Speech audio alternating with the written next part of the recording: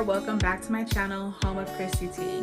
I'm Chrissy T, interior designer, content creator, and lover of all things home, decor, and DIY. In today's video, if you can't already tell by the title, we are in my master bedroom, tackling a project that I felt was absolutely necessary, not as aesthetically pleasing, but definitely functional. So without further ado, let's get started. So this is the closet that our home came with in our master. As you can see, it has the maid style shelving installed, and I added these two shelves here, but the storage space in here just really wasn't working for us, and I felt like this closet had much more potential when it came to storage. So first things first, I'm actually going to go ahead and remove this wire shelf, and to do this, all you actually need is a flathead screwdriver and a pair of pliers, and you're just going to simply pop out that first shelf. If you don't have this certain hook, I'll try to insert a picture of it on the screen, but you can simply just push up and pop the top rack out.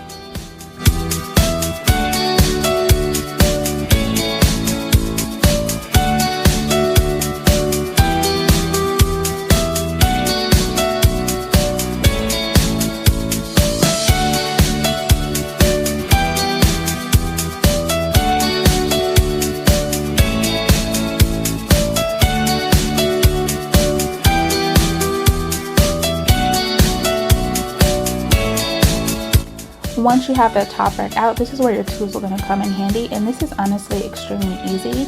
So you're going to use your flathead screwdriver to go ahead and just pry the nail up just a little bit. You want to do this because if you pull the nail out within this white casing, it would rip a giant hole in your wall. But once you have the nail pried out just a little bit, you can go ahead and use your tweezers and pull them straight out the wall. And from here on, it's just rinse and repeat when it comes to removing the rest of these out of the wall, even the chunkier portions that hold up the shelf itself, as well as the wire connectors that are on the bottom.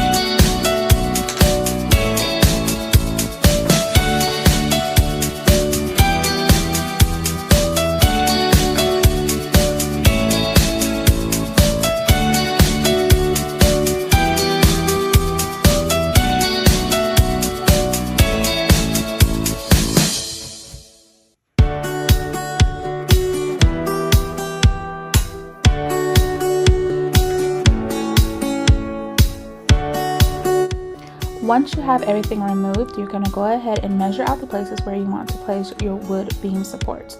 Now, I am measuring from each corner left to right, and then I'm going to go ahead and use that same tape measure and copy those measurements on to my 1x3 piece of wood.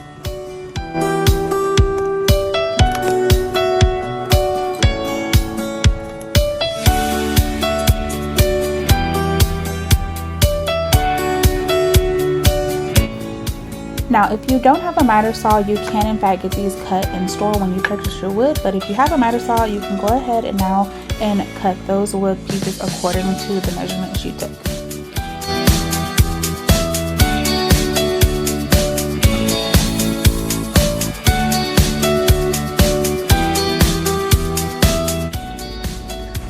So the next thing we're doing is using a pencil. We are going to be drilling some holes at the ends of our boards. I will explain this a little bit better once we're in the closet. I'm just going to make a little mark to know where to drill at each time. This step is completely not necessary, but it just helps me to remember how far I need to be drilling out. So while this step isn't necessary, I highly recommend it just so that you can remember where to drill each board for this next step. So these are the drywall screws that I'm using. You can use drywall or you can use wood screws, which I have one wood screw, which I think is a 2.5-inch screw. The longer the better, I guess, in this standpoint. But this is what I have on hand, and I'm trying to use some of the products I have on hand. So we're going to take these and we're going to go ahead and pre-drill our holes in our wood.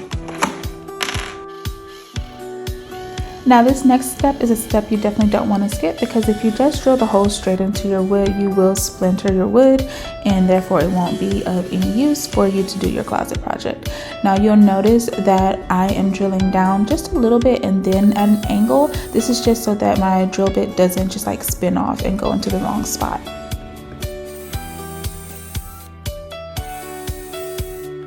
So if you're wondering to yourself, why do we drill these at an angle? Well, that is because in a reaching closet, there are no center beams. For reference, beaming is usually 16 inches apart. Therefore, there isn't a beam in between this space of these two beams in this closet.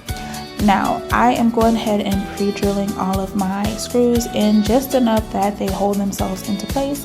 This is just going to make it easier for me once I get it onto the wall and get it leveled to just go ahead and screw them in without having to fuss with screws in my hand. You'll also notice that I have a stud buddy sitting on the wall. That is because while there are beams here, you definitely want to make sure that you're not hitting any metal portions on that beam that are already there, such as screws or metal plates or anything like that.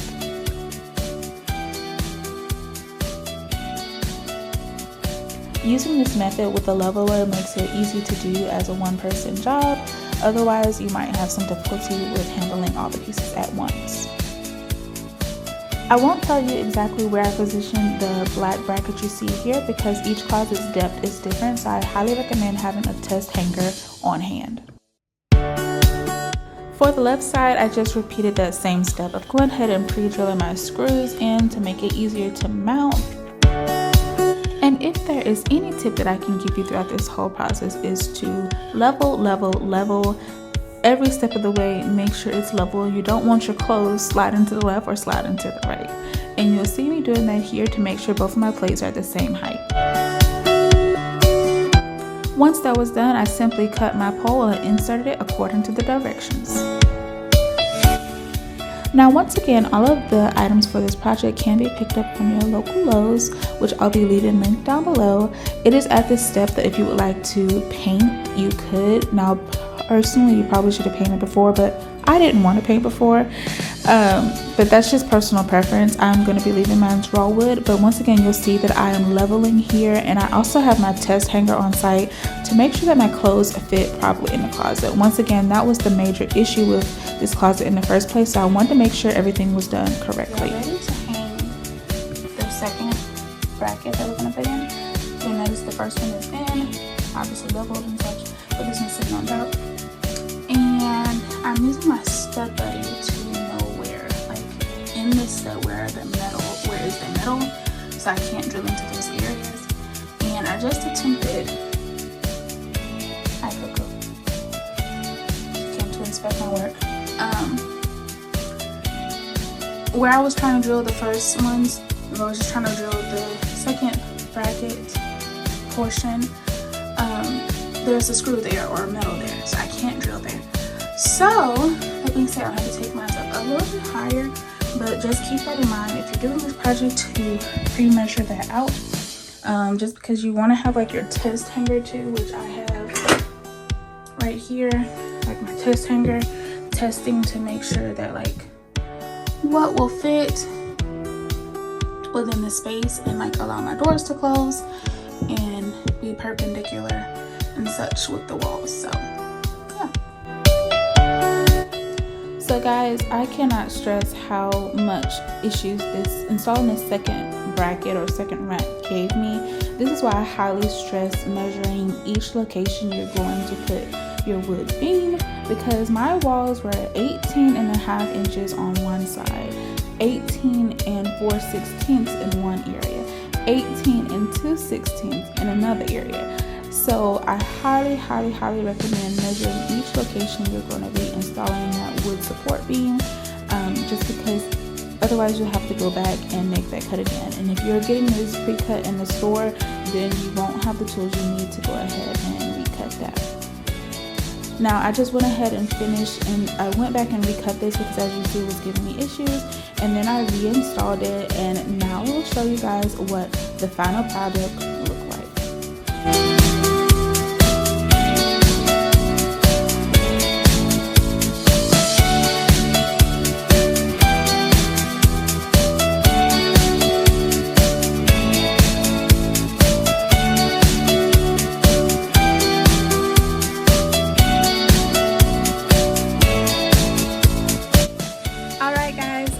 That is going to be all for today's video. I do hope that you enjoyed coming along. As you can see, I have lots of clothes, and I have a lot of more things that we need to hang up in this closet. And with this DIY project, I was able to more than double the space that I have in here for storage.